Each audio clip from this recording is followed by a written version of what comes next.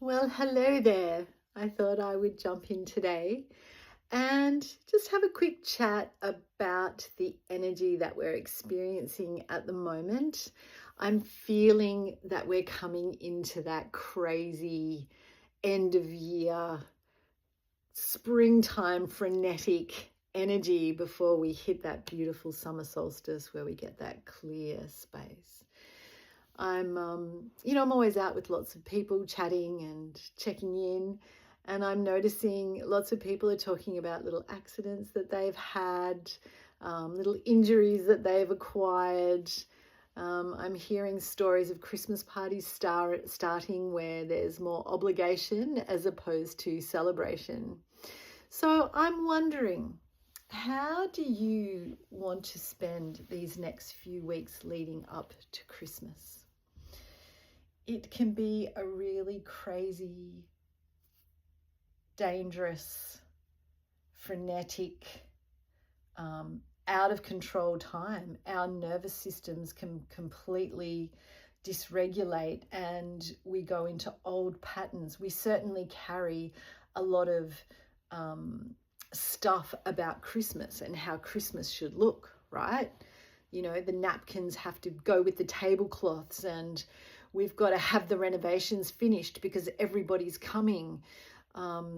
Jobs end, school ends. Like there's this intensity to get to the end. I can feel it already in my body. Let's just take a big deep breath and nice long slow exhale. And ask ourselves that question: what do we really want from this time of year? And I think what this time of year is really about is relationships. We're expansive. The earth is expanded. We're close to the sun.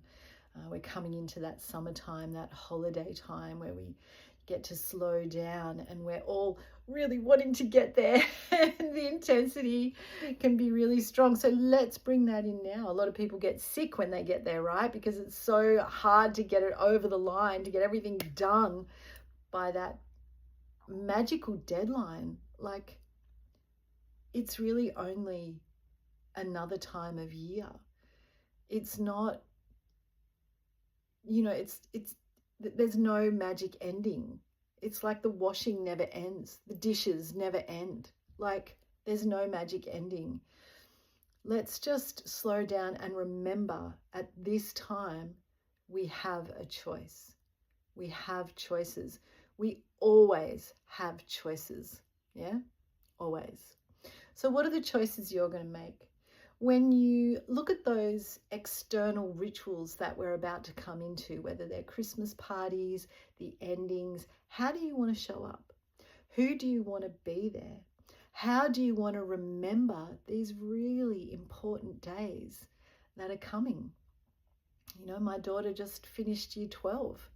That's a significant ending, not just for me, but for her, right? That's huge. How do we want to come into these shifts and these changes?